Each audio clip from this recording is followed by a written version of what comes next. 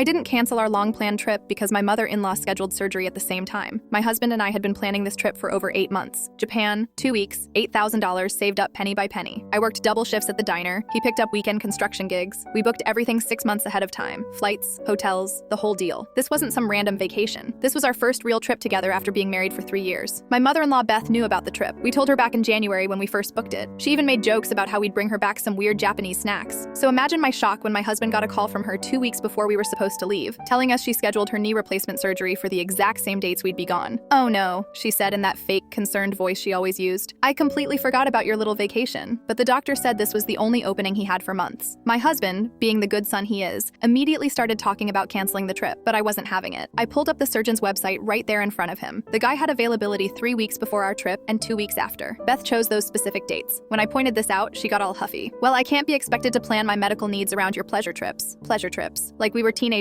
going to Cancun for spring break. The real kicker came when my husband's cousin Emma called us. Turns out Beth had asked Emma to help her after surgery, and Emma said she could do it the week before or the week after our trip, but not during. That's when Beth suddenly remembered the surgeon had other openings. So I did some digging. Called the surgeon's office myself, pretending to be Beth's daughter-in-law checking on pre-surgery instructions. The receptionist cheerfully told me they had moved Mrs. Patterson's surgery to accommodate her family's schedule, and wasn't it nice that her son could be there to help. I hung up and told my husband everything. He got quiet for a long time, then said maybe we should just cancel anyway because it would cause too much family drama. That's when I lost it. "Your mom played games with surgery dates to manipulate us into canceling our trip, and you want to reward her for it?" We went back and forth for hours. He kept saying she was his mom, and what if something went wrong? I kept saying she deliberately chose those dates knowing we'd be gone, and if she really needed us there, she wouldn't have lied about the available dates. Finally, I pulled out our bank statements and showed him every single sacrifice we'd made. The months of eating ramen so we could save money, the nights I worked until 2 a.m. so we could afford this trip, the weekends he spent laying concrete in the heat. "If you cancel this trip because your mom threw a tantrum, I will never plan another vacation with you again. Not because I'm being petty, but because I'll know that no matter what we plan, no matter how much we sacrifice, your mom can just snap her fingers and undo it all." That got through to him. He called Beth and told her we weren't canceling. She went ballistic. Started crying about how she raised him better than this, how I was turning him against his family, how she could die on the operating table and we'd be sipping sake in Tokyo. The guilt trip was intense. She called his aunt, his cousin, even his dad who lived 3 states away, trying to get them to pressure us into staying. Some of them actually agreed with her at first, until Emma told everyone about the date switching and the lies. We went on the trip. It was incredible. We hiked through bamboo forests, ate sushi for breakfast, got lost in Tokyo, and didn't care. On day 4, we got a text from Emma saying the surgery went perfectly, and Beth was recovering well. On day 6, we got a nasty text from Beth saying we were selfish and she'd never forgive us for abandoning her. My husband texted back, "Glad you're feeling well enough to be angry. See you when we get home." When we got back, Beth gave us the silent treatment for 3 weeks. Honestly, it was the most peaceful 3 weeks of our marriage.